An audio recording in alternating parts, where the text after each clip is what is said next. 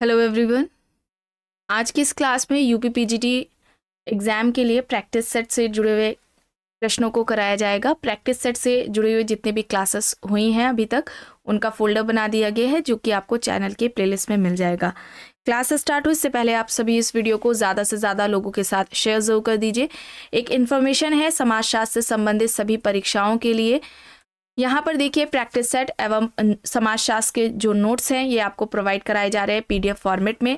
यहाँ पर देखिए प्रश्नों की संख्या 1000 से ज़्यादा है। ये आपको प्रैक्टिस सेट 199 यानी कि 199 रुपये में मिल रहा है। इसके अलावा 300 से ज़्यादा जो प्रश्न हैं इनमें प्रमुख समाजशास्त्रियों से संबंधित प्रश्न आपको देखने को मिलेंगे, जिसमें कि भारतीय समाजशास्त्री भी शामिल हैं।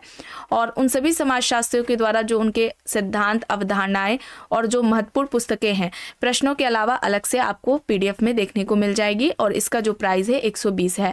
बात की जाए समाजशास्त्र के नोट्स की, तो ये समाजशास्त्र के जो नोट्स हैं ये समाजशास्त्र से संबंधित सभी परीक्षाओं के लिए महत्वपूर्ण है, क्योंकि जो सिलेबस होता है लगभग एक जैसा होता है, थोड़ा बहुत अंतर होता है। और इसका जो प्राइस है 399 है। अभी आगे आप देखेंगे कि ये जो समाजशास्त्र के नोट्स हैं उनमें कौन कौन से टॉपिक्स शामिल हैं।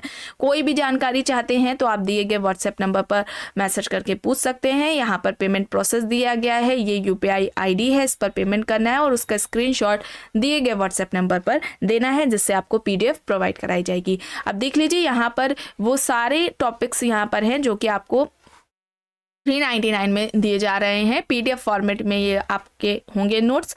आगे एक अभी जल्दी ही तैयार किया गया है ये नोट्स, रिवीजन टाइम के लिए बेस्ट है, ठीक है। वन लाइनर में है चूंकि ये, ठीक है। और यहाँ पर क्या क्या है इन्हें भी देख लीजिए। समाजशास्त्र के जो महत्वपूर्ण कथन है वे आपको इसमें देखने को मिलेंगे। समाजशास्त्रियों द्वारा जो फील्ड वर्क, क्षेत्रीय अध्ययन किया गया है। इसके अलावा जनजाति और उनके युवागृह इसमें शामिल हैं। संविधान की वे कौन से प्रमुख अनुच्छेद और अनुसूचियां हैं जो कि परीक्षा की दृष्टि से महत्वपूर्ण है, वे भी आपको इसमें मिल जाएंगे। प्रमुख अधिनियम इसमें शामिल है। महिलाओं की उनके विकास कल्याण के लिए जो कार्य किए गए हैं वे भी आपको इसमें देखने को मिल जाएंगे। इसके अलावा महत्वपूर्ण पुस्तकें और महत्वपूर्ण अवधारणाएं भी आपको इसमें मिल जाएंगी। और इसका जो प्राइस है 249 है, 249 रुपये रखा गया है। चलिए अब शुरू कर लेते हैं। पहला देखिए यहाँ पर प्रश्न है, कृषक और ग्रामीण समाज लगभग पर्यायवाची हैं, यह तर्क इनमें से किसका है?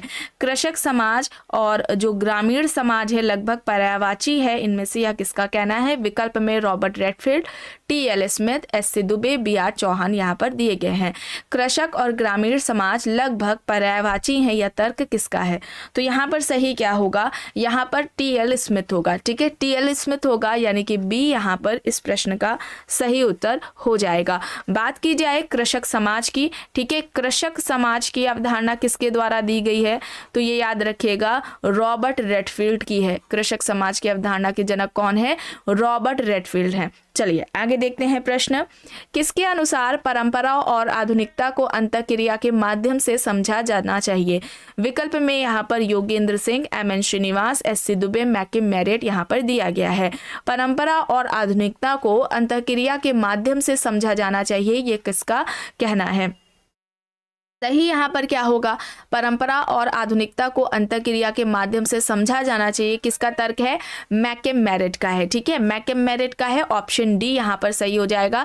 सार्वभौमिकरण और स्थानीयकरण की अवधारणा मैकिम मेरिट द्वारा दी गई है। सार्वभौमिकरण और स्थानीयकरण की अवधारणा की जो जनक है वे मैकिम मेरिट है। चलिए आगे देख लेते हैं। अब देखिए यहाँ पर प्रश्न है, निम्न में से कौन आधुनिकता विरोधी हैं जिनका तर्क है कि हर वस्तु में द्वंद्व है और यही द्वंद्व परंपरा और आधुनिकता में भी है? विकल्प में D P Mukherjee, M N. Srinivas, Habermas, Bourdieu यहाँ पर दिए गए हैं। ध्यान रखिएगा आधुनिकता विरोधी की बात हो रही है, जिनका क्या कहना है कि हर वस्तु में द्वंद्व होता है और यही द्वंद्व हमें परंपरा और आधुनिकता में भी देखने को मिलता है।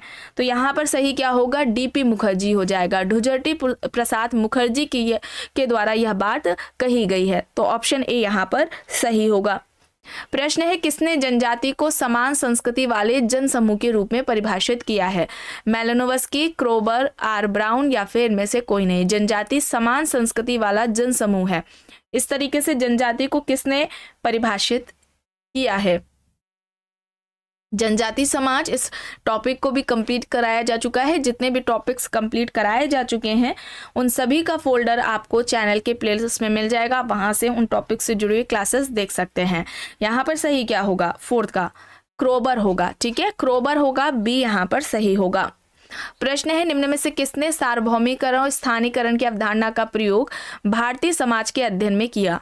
AR Desai, DN Majumdar, MN Srinivas, McKim Marriott. तो यहाँ पर क्या होगा, इनमें से किसने सार्वभौमिकरण और स्थानीकरण की अवधारणा का प्रयोग भारतीय समाज के अध्ययन के लिए किया? क्या होगा यहाँ पर, क्या हो जाएगा, मैककेम मेरिट। अभी बताया गया था मैककेम मेरिट ने सार्वभौमिकरण और स्थानीकरण की अवधारणा दी थी। प्रश्न है, निम्न में से किसने किशनगढ़ी का अध्ययन किया? Rivers, McKim Marriott, MN Srinivas, Yogendra Singh. तो किशनगढ़ी पर अध्ययन किसका है? जो आपको नोट्स दिए गए उसमें ये सभी बताया गया, फील्ड वर्क से जुड़े हुए दिया था ना, उसमें आपको बताया था कि फील्ड वर्क कहाँ पर किसका क्षेत्रीय अध्ययन है, वे भी आपको नोट्स में देखने को मिलेगा। फील्ड वर्क से जुड़े हुए भी प्रश्न परीक्षाओं में पूछे जाते हैं। तो यहाँ पर मैककेम मेरिट होगा, मैककेम मेरिट का किशनगढ़ी पर अध्ययन था। पुस्तक है द साइंस ऑफ कल्चर, पुस्तक से संबंधित कौन है? टाइलर, लेस्ली वाइट, विस्लर या फिर फ्रायड। तो द साइंस ऑफ कल्चर पुस्तक किसके द्वारा लिखी गई है? द साइंस ऑफ कल्चर, सही क्या हो जाएगा, द साइंस ऑफ कल्चर। इस पुस्तक से संबंधित कौन है? तो सही हो जाएगा लेस्ली वाइट। ठीक है, लेस्ली वाइट होगा, ऑप्शन बी यहाँ पर सही होगा। प्रश्न है, उत्तर आधुनिक समाज मीडिया समाज है या तर्क किसका है? Johnson, Blumer, Dipankar Gupta, Baudrillard. उत्तर आधुनिक समाज को मीडिया समाज किसने कहा? सही क्या हो जाएगा, उत्तर आधुनिक समाज मीडिया समाज है, ये बात किसके द्वारा कही गई है? बोडिलाट के द्वारा कही गई है, डी यहाँ पर सही होगा। प्रश्न है, आधुनिकतम मूल्यों की एक गठरी है जो संपूर्ण मानवीय व्यवहार को निर्धारित करती है। अब यह कथन इनमें से किससे संबंधित है?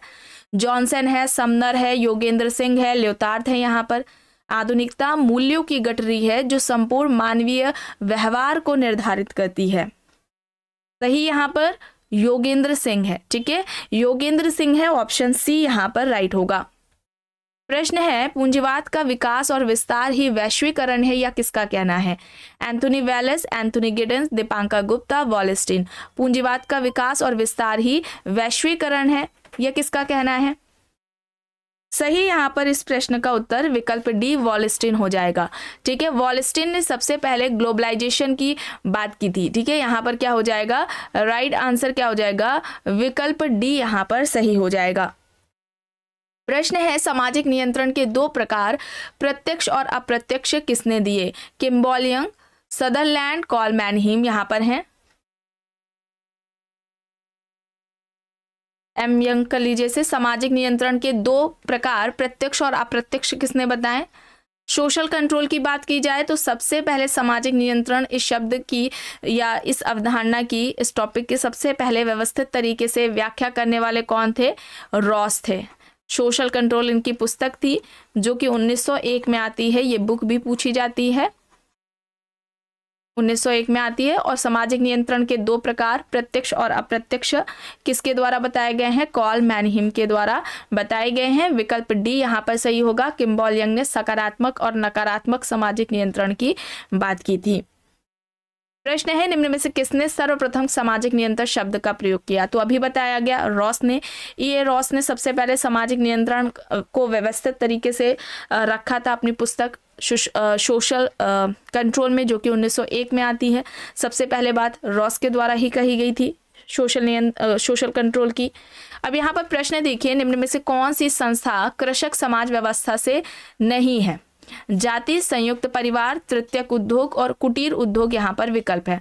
तो कौन सी संस्था कृषक समाज व्यवस्था से जुड़ी हुई नहीं है? तो यहाँ पर क्या होगा? तृतीयक उद्योग होगा। यहाँ पर विकल्प सी सही होगा। प्रश्न है, कृषक समाज की अवधारणा किसने प्रतिपादित की? आंद्रे बेते, रॉबर्ट रेडफील्ड और रॉबर्ट बियरस्टेड, एस.सी. दुबे। कृषक समाज की अवधारणा किससे जुड़ी हुई है, किसके द्वारा दी गई है? रॉबर्ट रेडफील्ड की है। ठीक है, रॉबर्ट रेडफील्ड ने कृषक समाज को क्या कहा था? अवशिष्ट समाज कहा था। इस तरीके से भी एक प्रश्न पूछा जाता है। आगे देखते हैं प्रश्न, किसने कृषक समाज का वर्गीकरण संक्रमणशील कृषक समाज व स्थायी कृषक समाज में किया? Robert Park, Robert Redfield, G S Ghurye, Harold J Peake. तो कृषक समाज का जो क्लासिफिकेशन है वह संक्रमणशील कृषक समाज और स्थायी कृषक समाज में इनमें से किसके द्वारा किया गया है? सही यहाँ पर हेरोल्ड जे पीके हो जाएगा। विकल्प डी यहाँ पर इस प्रश्न का सही उत्तर होगा। प्रश्न है, निम्न में से किसने कृषक जातियों को पिछड़ी जाति के रूप में माना? कृषक जाति पिछड़ी जाति हैं, ये किसका कहना है? विकल्प में आंद्रे बेत्ते हैं, एम एन श्रीनिवास है, केएल शर्मा है, जीएस घुरिये यहाँ पर है। तो कृषक जातियों को पिछड़ी जाति किसके द्वारा कहा गया है? कृषक जातियां पिछड़ी जाती हैं, यह कहना आंद्रे बेत्ते का है। आंद्रे बेत्ते, ऑप्शन ए यहाँ पर राइट आंसर हो जाएगा। और अनुसूचित जातियों को, ठीक है, अनुसूचित जो जनजातियां हैं उनको पिछड़े हिंदू किसके द्वारा कहा गया था? घुरिये के द्वारा। अनुसूचित जनजातियों को पिछड़े हिंदू किसने कहा था? घुरिये ने कहा था। तो ये भी दोनों बात याद रखिएगा। चलिए आगे देखते हैं। प्रश्न है, एक गतिशील समाज का सर्वाधिक विशिष्ट लक्षण क्या होता है? किसे हम गतिशील समाज कहेंगे? कौन गतिशील समाज को सही तरीके से स्पष्ट कर रहा है? वाहनों का आधिक्य, बहुउद्देशीय भवनों की उपस्थिति, परिस्थितियों में परिवर्तन का अवसर, या फिर उपयुक्त में से कोई नहीं। तो क्या होगा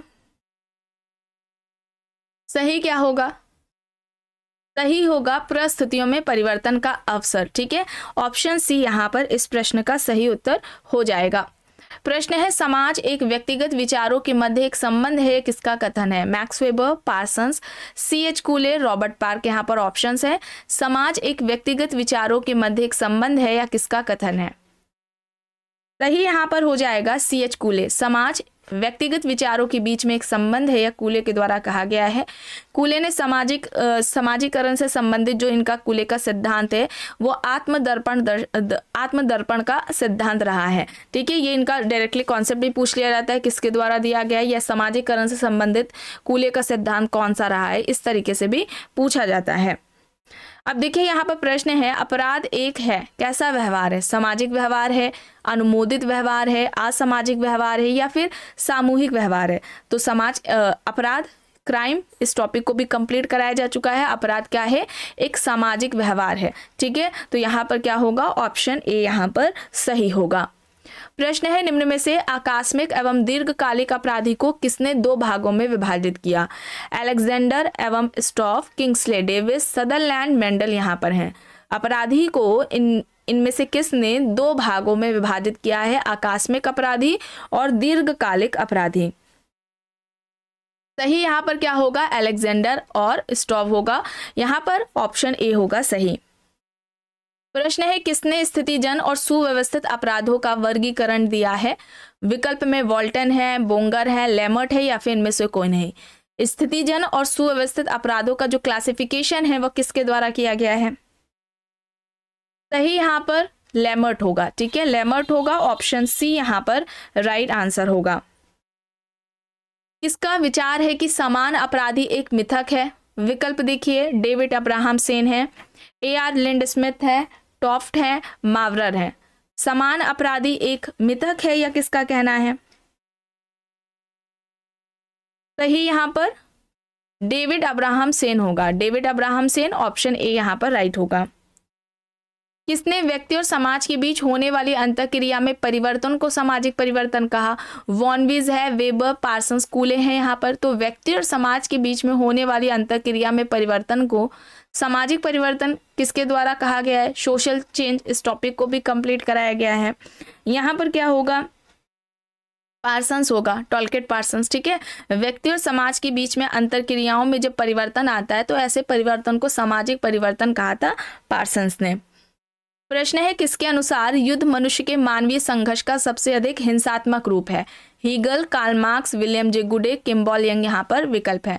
तो युद्ध मनुष्य के मानवीय संघर्ष का सबसे अधिक हिंसात्मक रूप है या किसके द्वारा कहा गया है? सही यहाँ पर किम्बॉल यंग होगा। ठीक है, किम्बॉल यंग होगा। ऑप्शन डी यहाँ पर राइट होगा। प्रश्न है, किसका मानना है कि जाति व्यवस्था में गतिशीलता संस्कृतिकरण एवं पश्चिमीकरण की प्रक्रियाओं के द्वारा सदैव संभव है?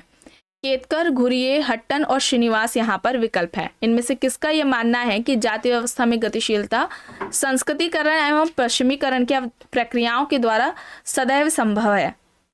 तो यहाँ पर सही आंसर हो जाएगा विकल्प डी, एम.एन. श्रीनिवास होगा। एम.एन. श्रीनिवास के द्वारा ये दोनों ही अवधारणाएं दी गई हैं, संस्कृतिकरण और पश्चिमीकरण की अवधारणा। आगे देख लेते हैं। प्रश्न है, जब प्रतिस्पर्धा अपने नियमों का अनुपालन नहीं करती है तब वह रूपांतरित हो जाती है। ऑप्शंस में सहयोग है, आत्मसातकरण है, संघर्ष है और समझौता है। जब प्रतिस्पर्धा अपने नियमों का अनुपालन नहीं करेगी तब वह इनमें से किस में बदल जाएगी? संघर्ष में बदल जाएगी, कॉन्फ्लिक्ट हो जाएगा, ठीक है। और प्रतिस्पर्धा और संघर्ष ये दोनों ही असहयोगी सामाजिक प्रक्रिया के अंतर्गत आएंगे, ठीक है। आगे देखते हैं। प्रश्न है, निम्न में से कौन सा सही है? आइए देखते हैं। टाइलर के अनुसार संस्कृति वह समग्र जटिलता है जिसमें ज्ञान, विश्वास, कला, आचार, कानून और ऐसी ही अन्य क्षमताओं एवं आदतों का समावेश है जो मनुष्य समाज का सदस्य होने के नाते प्राप्त करता है। हर्शकोविट्स संस्कृति को पर्यावरण का मानव निर्मित भाग मानते हैं। हॉबेल संस्कृति को प्राणीशास्त्रीय विरासत का परिणाम नहीं मानते हैं। उनके अनुसार संस्कृति सीखे हुए व्यवहार प्रतिमानों का कुल योग है, या फिर उपयुक्त सभी यहाँ पर सही हैं। तो क्या हो जाएगा? यहाँ पर ये सारे सही हो जाएंगे, ठीक है। तीनों ही कथन यहाँ पर सही है, विकल्प डी यहाँ पर सही होगा। प्रश्न है, निम्न में से किस जनजाति में उत्सव के अवसर पर तीर और कमान देने पर बच्चे का पिता बनने का अधिकार निर्धारित किया जाता है? टोडा जनजाति, कादर है, अंडमान और द्वीप समूह के निवासी, या फिर कमार जनजाति? क्या होगा? किस जनजाति में उत्सव के अवसर पर तीर और कमान देने पर बच्चे का पिता बनने का जो अधिकार है वह निर्धारित होता है? यहाँ पर टोडा जनजाति होगा। नीलगिरी पहाड़ी पर निवास करती है टोडा जनजाति और इस पर अध्ययन रिवर्स कर रहा है। आगे देखते हैं प्रश्न।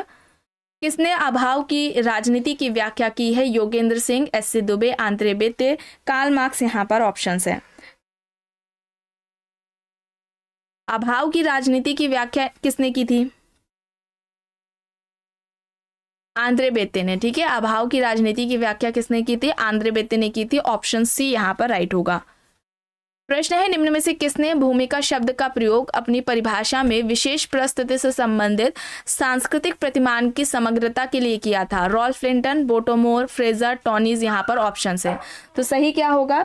भूमिका शब्द का प्रयोग अपनी परिभाषा में विशेष परिस्थिति से संबंधित सांस्कृतिक प्रतिमान की समग्रता के लिए किसने किया? सही क्या हो जाएगा? सही यहाँ पर रॉल्फ लिंटन हो जाएगा। रॉल्फ लिंटन, ऑप्शन ए यहाँ पर इस प्रश्न का सही उत्तर हो जाएगा। तो आज की इस क्लास में बस इतना ही। आई होप ये आपको पसंद आई होगी। अगर पसंद आई है तो प्लीज़ लाइक करिएगा, कमेंट करके ज़रूर बताइएगा।